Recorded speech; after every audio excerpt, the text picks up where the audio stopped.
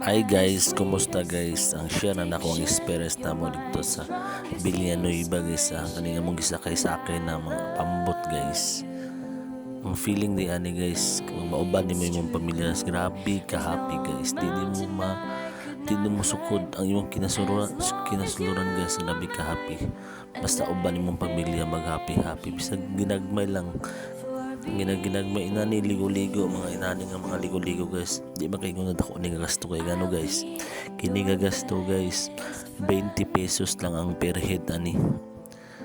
Maligo mo na sa Villanueva, nasa beach, sa dagat sa Villanueva na ani sila.